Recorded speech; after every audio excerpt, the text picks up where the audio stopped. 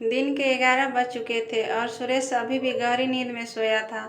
आजकल उसकी शाम की शिफ्ट चल रही है, इसलिए सुबह जल्दी उठने की परवाह नहीं होती। वैसे भी बीवी सुजाता 2 दिन पहले ही मायके गई है। अभी कम से कम 15-20 दिन तो वह बीवी की चिक-चिक से भी आज़ाद था। सुजाता घर में होती है तो उसे जल्दी उठकर व्यायाम के लिए जाने की जिद करती है। वैसे सुरेश कभी उसकी सुनता नहीं। सुरेश हमेशा से अपनी मर्जी का मालिक रहा है। उसकी माँ ने भी बचपन से उसे यही सिखाया था। कितनी दफ़ा वह सुजाता को माँ की बात कह चुका है कि मर्द घर का मालिक होता है और औरत उसकी गुलाम। घर कैसे चलाना है इसका फैसला मर्द करता है। औरत कभी भी मर्द को आज्ञा नहीं दे सकती, मगर उसे मर्द की आज्ञा माननी जरूरी चाहिए। ऐसी बातें सुनकर सुजाता चुप रह जाती और वह हंसता हुआ अपने मन की करने लगता। दरवाजे पर दस्तक हुई तो सुरेश को उठना पड़ा। दरवाज़ा खोला तो सामने कुरियर वाला खड़ा था। सर, आपका कुरियर। उसके हाथ में एक लिफाफा था। सुरेश ने लिफाफा खोला तो वह चक्का रह गया। यह तो वकील का नोटिस था, जिसे सुजाता द्वारा भिजवाया गया था। हड़बड़ाते हुए सुरेश ने नोटिस पढ़नी शुरू की। यह तलाक का नोटिस था, जिसमें लिखा हुआ था, श्रीमान सुरेश महाजन, यह नोटिस आपके नाम हमारी मुवक्किल सुजाता कपूर द्वारा भेजा गया है।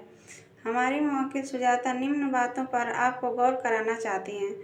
उन्होंने क्रम से कुछ घटनाओं का विवरण लिखा है कि आपकी ज्यादतियों ने उनके अधिकार छीने और वे घरेलू हिंसा का शिकार हुई।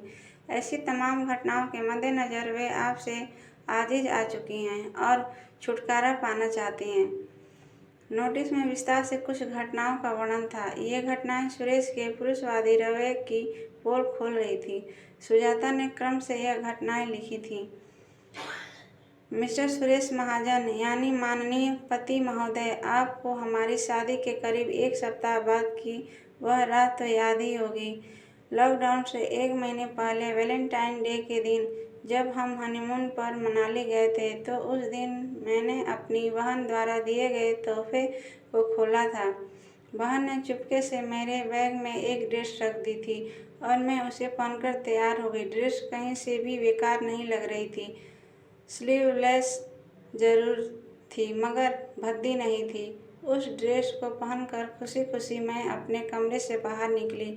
आपने बुरा सा मुँह बनाया, अपने हाथ में पकड़ा हुआ अखबार नीचे फेंका और झकझोरते हुए मुझे यह कहते हुए वापस बाथरूम में धकेल दिया कि ऐसी ड्रेस पहनकर साथ चलने की बात सोचना भी मत।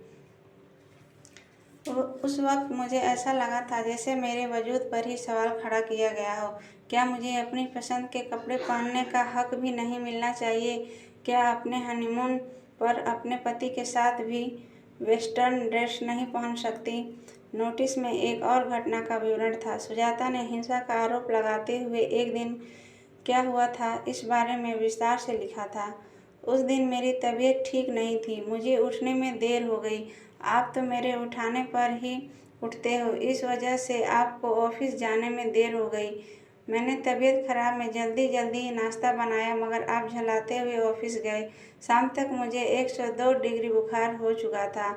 मैंने फ़ोन करने की सोची, फिर रुक गई कि आपका मूड सही नहीं। मैं दवा खाकर पूरे दिन सोई रही। शाम को दरवाजे की घंटी लगातार तेज आवाज़ में बजती सुन मैं हड़बड़ा कर उठी और चक्कर खाकर गिर पड़ी। किसी तरह लड़खड़ाते हुए मैंने दरवाज़ा खोला। मेरी तरफ एक पल को भी देखे बगैर आपने मुझे धक्का दिया और चिल्लाते हुए घर में घुसे। अपना बैग बिस्तर पर पटकते हुए चीखने लगे।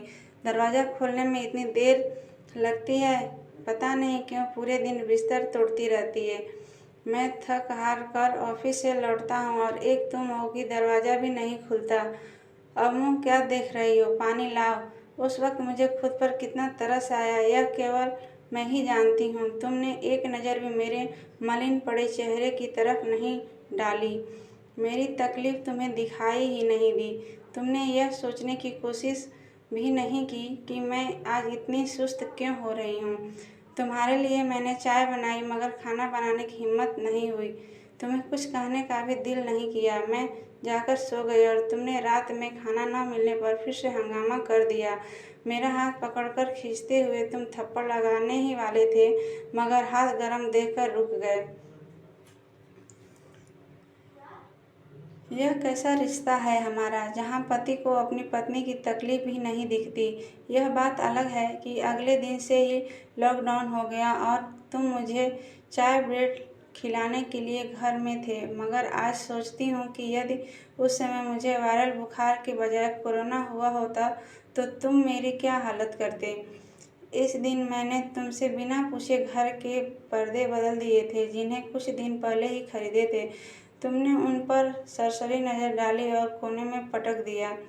मुझ पर चिल्लाते हुए तुमने कहा था, इतने चटकीले रंग के पर्दे मेरे घर में नहीं लगेंगे। उस दिन मैं पूछना चाहती थी कि क्या यह घर केवल तुम्हारा है, मैं यहाँ मेहमान हूँ, यह मेरा घर नहीं। मगर हमेशा की तरह मुझे तुमसे कुछ भी पूछने या बताने की इच्छा नहीं हुई। मैं अपने कमरे में जाकर बैठ गई। मेरी आंखें छलछला आई थीं, मगर तुम अपने अहम के नशे में गुम थे। याद करो, उस दिन शाम 7 बजे मैं हंसती मुस्कुराती अपनी सहेली से बातें करके मुड़ी और तुमने मेरे गाल पर एक थप्पड़ जड़ दिया। चीख पड़े थे तुम। मेरी गलती इतनी सी थी कि मैंने अपनी सहेली से उसके पति की तारीफ कर दी थी। तुम्हारे अंदर जलन की आग ऐसी भड़की कि तुमने आगे पीछे सोचे बगैर मुझ पर हाथ उठा दिया। तुम्हें लगता है कि मैं तुम्हारी तारीफ करती रहूं, जबकि तुम मेरी खुशी की कोई कदर नहीं करते। मेरी सहेली विवाह का पति हमेशा विवाह की पसंद और उसकी खुशी को तवज्जो देता है। ऐसे में मैंने उसकी तारीफ करके क्या गलत कर दिया था। उस दिन अपनी माँ की शव पर तुमने मेरी बाँह मरोड़ दी। कई दिनों तक मैं इस दर्द से परेशान रही। वजह सिर्फ इतनी ही थी कि मैं तुम्हारे शर्ट की बटन टाँगना भूल गई, जबकि उस दिन तुम्हारी जूम मीटिंग थी। पर क्या इतनी सी बात पर तुम मेरे साथ इतना दुर्व्यवहार करोगे? लॉकडाउन में तुम भी तो पूरे दिन घर में बैठे रहते हो। ऑफिस का काम तो मुश्किल से 3-4 घंटे करते हो, बाकी समय कभी दोस्त, कभी टीवी, तो क्या कभी बीवी का हाथ बटाना जरूरी नहीं? सच तो यह है कि तुम्हारे लिए दूसरे सभी चीज़ें महत्वपूर्ण हैं सिवाय हमारे रिश्ते के। तो फिर इस रिश्ते को ढोते रहने की मजबूरी कैसी? खत्म करते हैं ना इस रिश्ते को। इस दिन आपने मेरी औकात समझाई थी। आपने बताया था कि मुझे औरत होने का धर्म निभाना है, आपको एक बेटा देना है, बेटी नहीं। बेटी की तो आपके जीवन में कोई अहमियत ही नहीं है। बेटा पैदा करना बस मेरे ही हाथ में है तो है। कभी कभी तो मुझे शक होता है कि क्या वाकई आप पढ़े लिखे हो? आपसे बेहतर तो अनपढ़ हैं, जो अपनी बिटिया को कंधों पर बैठाए दुनिया जहान घूम आते हैं। पर आपके लिए बेटी बोझ है। आपको तो सिर्फ बेटा चाहिए। जाने कैसी रूढ़िवादी मानसिकता में जकड़े हुए हो आपकी।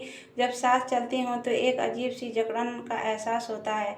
अब आज़ादी चाहती हूँ मैं आपसे, आपकी धौंस भरी बातों से, आपके पुरुषवादी व्यवहार से। उस दिन शाम को सब्जी काटते हुए मेरा हाथ कट गया था। मेरे दाहिने हाथ में पट्टी बंधी थी, मगर आपको कोई परवाह नहीं हुई कि मैं खाना कैसे बनाऊंगी। पिछले 2 महीने से मैं आपको पसंद की चीज़ें बना बना कर खिला रही हूँ ना। फिर क्या आप एक दिन मेरे लिए कुछ बना नहीं सकते थे? बेशर्म होकर मैंने आपको कहा भी कि हेल्प कर दो, तो आपने कैसे धौंस भरा जवाब दिया था, खाना बनाना औरतों का काम है, बता दो तुमसे नहीं होता तो किसी और को रख लेता हूँ। आपका जवाब सुनकर मैं बिल्कुल चुप रह गई थी। आगे कुछ कहने को बचा ही नहीं था मेरे पास। मैंने सोचा था कि लॉकडाउन के इस समय में आपके साथ ज़्यादा वक्त बिता पाऊंगी, ज़्यादा बेहतर ढंग से समझ सकूंगी, आपको ज़्यादा करीब आ पाऊंगी। मगर अफसोस, करीब आने के बजाय हमेशा के लिए दूर हो जाना चाहती हूँ, क्योंकि लॉकडाउन के इन दिनों में बेहतर ढंग से समझ लिया है मैं ऐसे शख्स के साथ कतई नहीं रह सकती जिसके लिए रिश्तों का कोई अर्थ नहीं, जो अपने जीवन साथी की तकलीफ न समझ सके, उसे बराबरी का दर्जा न दे सके, उसकी खुशियों का ख्याल न कर सके, उस पर विश्वास भी न करे और न ही उसे अपनी ज़िंदगी में कोई अहमियत ही दे सके। सुरेश बिस्तर पर लुढ़क गया। कागज छूटकर नीचे जा गिरा। उसे आज रोशनी भी चुभने लगी थी। उसने जल्दी से अपने चेहरे को तकिए से ढक लिया। आज पहली दफ़ा किसी ने उसे आईना दिखाया था और अपनी सूरत देखकर उसे शर्म आ रही थी। उसे सुजाता के साथ बिताए एक एक पल याद आने लगे थे। वे पल जब सुजाता को जी भर कर प्यार किया था उसने, वे पल जब सुजाता के साथ जीवन आनंद से भर दिया था।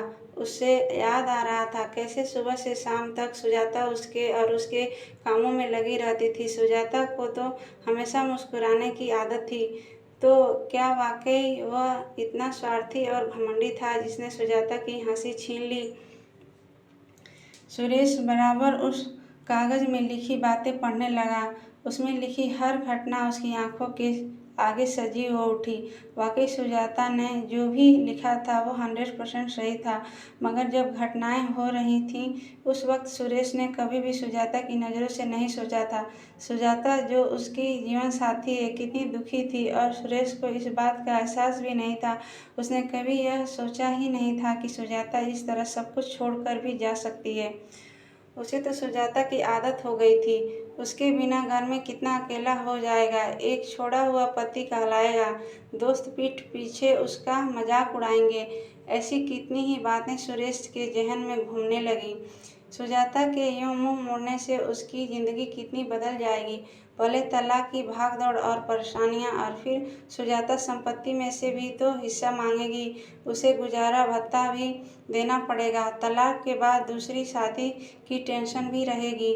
सुरेश को अपना कुली विजय याद आया। तलाक के बाद बहुत मुश्किलों से उसे दूसरी दफ़ा कोई ढंग की दुल्हन मिल पाई थी, मगर वह भी फ्रॉड निकली।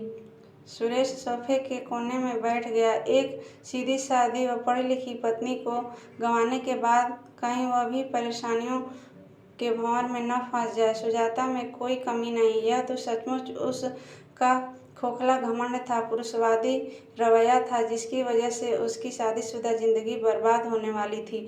सुरेश रात भर करवटें बदलता रहा। वह लगातार यही सोचता रहा कि सुजाता को तलाक न लेने के लिए कैसे राजी किया जाए। अगले दिन सुबह उठते ही उसने सुजाता को फ़ोन लगाया और एक दफ़ा मिलने की इच्छा जाहिर की। किसी तरह सुजाता तैयार हो गई। सुजाता का मायका आगरा में था। सुरेश ने सुबह सुबह बस ली और इलाहाबाद से आगरा के लिए रवाना हो गया। सुजाता ने उसे मॉल में मिलने बुलाया। सुजाता का हाथ थामकर सुरेश ने कहा, बस एक मौका दे दो मुझे सुजाता, तुम्हारी हर शिकायत दूर कर दूंगा। तुम्हें खोने के एहसास ने ही मुझे मेरी औकात समझा दी है सुजाता, बस एक मौका दे दो अपने पति को, फिर जो चाहे कर लेना। तुमने मुझे आईना दिखा दिया है, यकीन रखो मैं चेहरा बदल लूँगा, बस तुम्हारा साथ नहीं खो सकता। सुजाता ने सोचा भी नहीं था कि सुरेश इस तरह उससे माफ़ी मांगेगा। एक मौका तो हर अपराधी को दिया जाता है, आपको भी दे दूंगी, पर ध्यान रखना मौके बराबर नहीं मिलते। मुस्कुराते हुए सुजाता ने कहा तो सुरेश ने बढ़कर उसे गले से लगा लिया। सुजाता के द्वारा भेजे गए नोटिस ने उसकी ज़िंदगी की दिशा ही बदल दी थी। सुरेश को सबक मिल चुका था कि वह तुलसीदास की रामचरितमानस की चौपाइयों पर भरोसा करके सुखी ज़िंदगी नहीं जी सकता। सुजाता उनमें से नहीं है जो सिर पर पल्लू ढाँक कर प्रवचनकर्ताओं की उलझुल बातें मान ले। वह एक बराबरी का हक रखने वाली पत्नी है, ताड़न की अधिकारी नहीं।